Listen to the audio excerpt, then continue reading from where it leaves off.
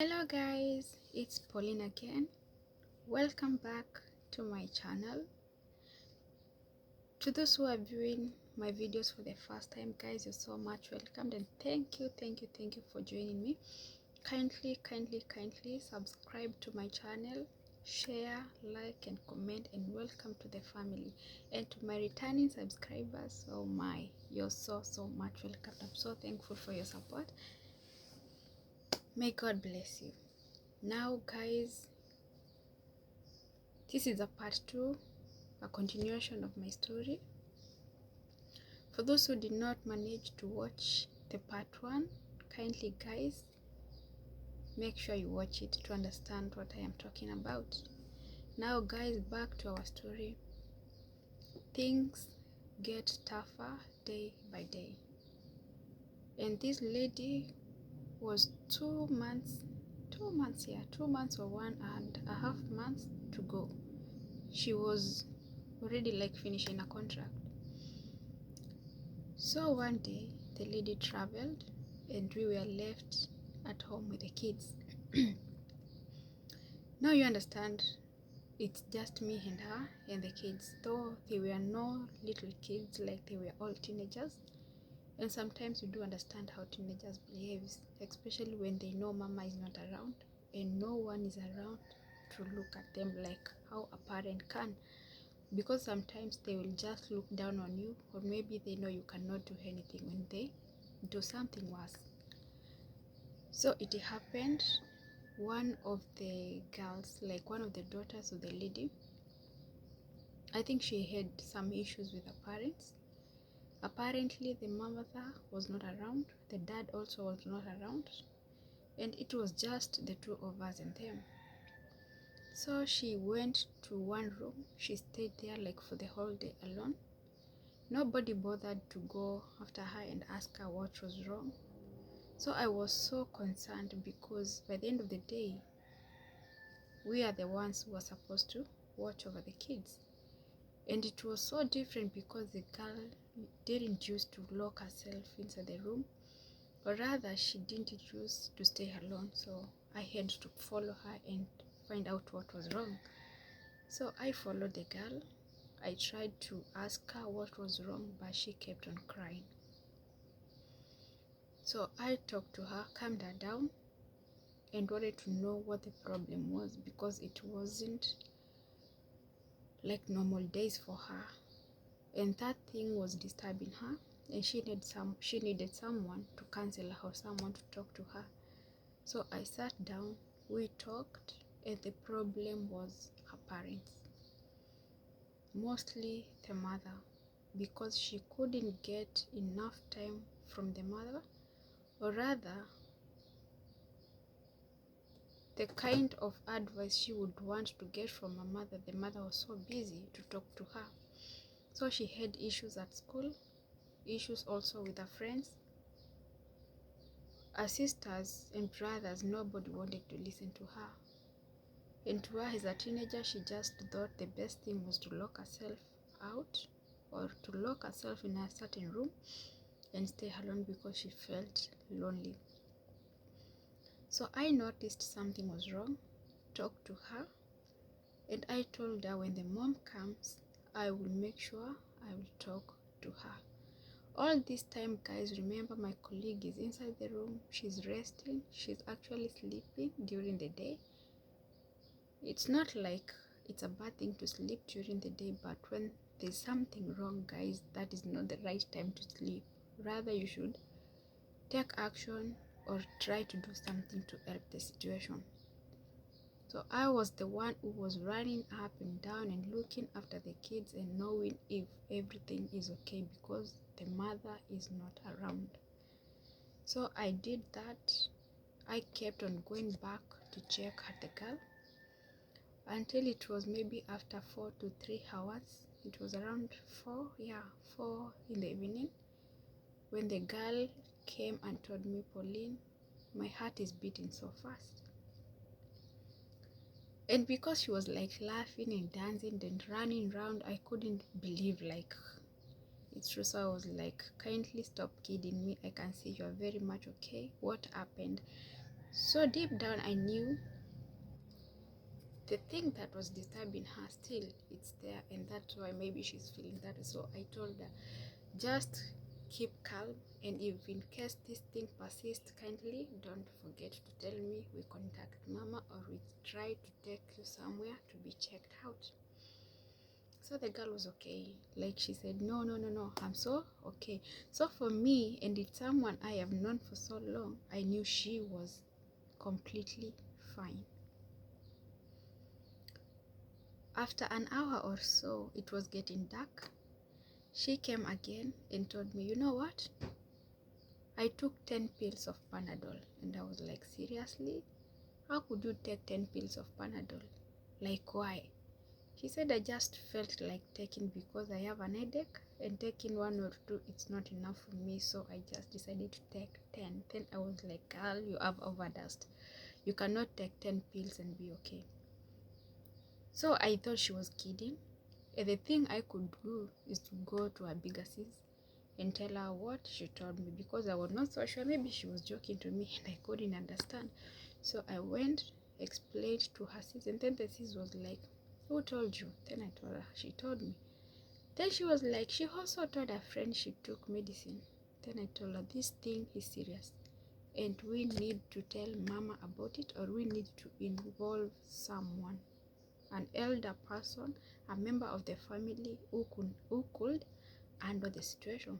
Then she was like, okay, I will call my dad. So she called her father, she explained everything, and I think he was maybe cool about it, because if he was not, he could have called or told someone that something is wrong and they could check on the girl. So nobody bothered. I went there for the second time. I told her, have you forgotten what I told you? Or should I call your mom? She said, no, do not call mom, because my dad already knows. So who am I? The father knows I was there when he was called. So why should I persist on doing something that they have already done? And I was so sure he was told. So I went back to my job. I went back to do my duties kama kawaida until around, I think it was around 9. Their uncle came. He brought dinner for them and came to check after them, because when the mama is not around and also their father is not around, the uncle used to come and check after them some time to time. So the uncle came, he sat down, took dinner, but that girl did not come until she was called in the room and she was asked, what is it? Kindly come and visit, come and join us to eat. So she was like, no, I'm so okay. But now at that point you could see like she's so weak, because she didn't eat anything since morning, and she took the pills and she was like, she was weak. Then I followed her again. I was like, are you okay? She said, I don't want to eat, I'm okay. So I don't know, she took another pill, so what happened? Then after, late at night, the mama came. We were not sleeping, because it happened that when the mama is not around and she's coming, we are not supposed to sleep until we wait for her to come back. So when she came back, she talked to her kids and she called her. She talked to her and she said, okay, go and sleep. So that is what happened. The girl went and slept. In the morning, she didn't cook anything for breakfast when she was going to school, until after a few hours. It was after 2 hours, I think 2 or 3 hours, around 9 in the morning, the mother was called from school. It was an emergency, and she was told, kindly come quick, your daughter has been rushed to the hospital. Sorry guys. So the mother, before she went, I told her, yesterday you talked to the girl, and also your husband knows that the girl took medicine. She was like, yes, I was told something of that sort, but I am going to check out what is happening. So I think at some point also the mother did not care, because if she had an idea that the kid took the pills, she could have taken an action. Or maybe also she was thinking that it was a joke. So nothing happened. She didn't take her to the hospital. She didn't ask more, but she said, go and sleep.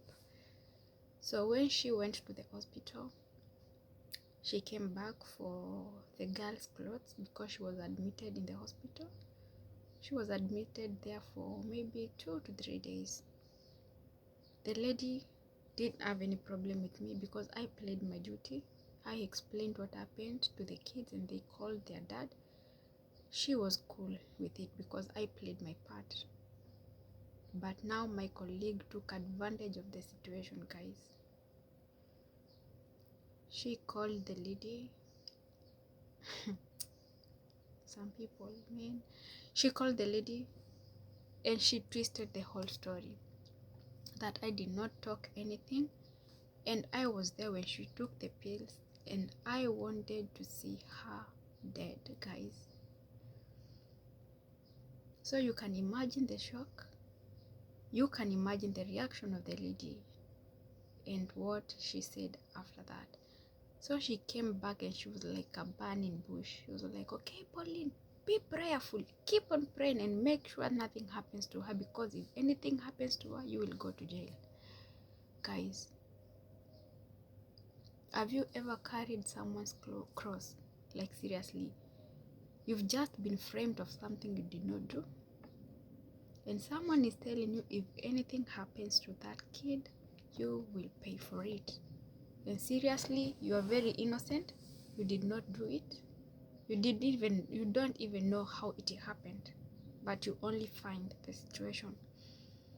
So I told her, I explained to you what happened, and I could not let anything happen to her if I am there. You know me, I have worked for you for so long, and I think you know me better than that. So she was like, it's fine, but as I told you, pray hard, nothing to happen to her. So I went back to the room. Of course, I was stressed about the issue.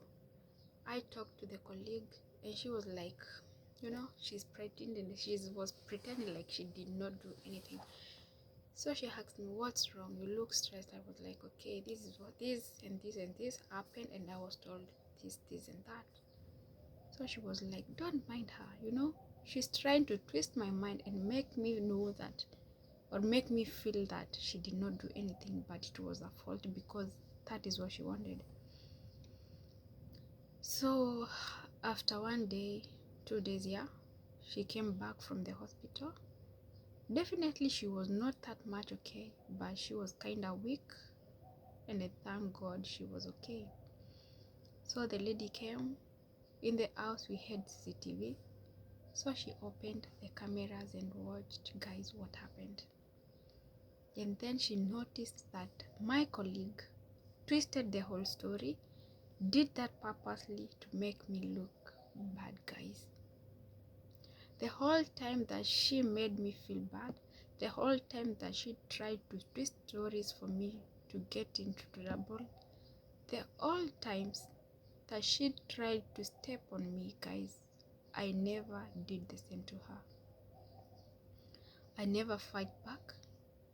I never even said bad things about her. I never made her look bad before my employers. Never did I ever, even to the kids. I just played cool, kept on praying to God to help me, because I believed that the fight was not even mine. So after a few months, not months actually, few weeks, her contract was off. Yani she had finished her contract and it was time for her to go home. But she came through. She called me and the lady. She started crying. She was so sorry because she knew she tried like everything to make me fall down, but she never succeeded. And I am so thankful to God for helping me through the situation. The only advice I can give you guys, if these things happen to you, be yourself. Put your hope in God. Be yourself, guys. Do not fight back. These guys sometimes, wetu wengine tu wanakuwaga na visirani zao. Kuna mtoto ametoka tu mahali and she's so focused on seeing someone else fall down. Play cool. Don't fight back. That is the only thing I can tell you. And when you do not fight back, they will keep on looking for reasons until wazikose, because once you fight back atakuwa na sababu ya kuattack tena na tena. So that is what I did. My story is long, but I have tried to make it short and to give you like the parts that made me have a heavy weight on me. But I thank God I came through out of it. So she left. She went back to her country and never came back again. And I could say after she went, I had peace. Because most of the times I could sleep crying. I could spend the day crying, so sad. Because every day, every night, she had a reason to bark at me, you know. She had a reason to make me feel bad. She had a reason just to see me sad. But who is God, man? I'm so thankful. So guys, if you go under those stuff, don't fight back. Just pray, put God first, and everything will work smoothly. And again, if you want to come here, if you are looking for a job, do not be afraid. Do not say Pauline said this. No. These are things that happens. And if it does not even happen here, even back in our home, it happens. So guys, do not fear. Just feel free. This is just to tell you that things happen. And when you come here, you should bear in mind. Maybe utakuja upatane na mwenzako mzuri wako wale wazuri kabisa. You can work with someone without any problems. Wengine utakuja ufanye kazi vizuri kumliko, ama utakuja upendwe na familia kumliko, and then the problems begin. Guys, do not fear. These things happens, but by the end of the day, knowing the reasons that brought you here, knowing the reason why you are working, definitely you will overcome it. Do not fight back. I think I have helped someone, and I hope my story inspires someone as well.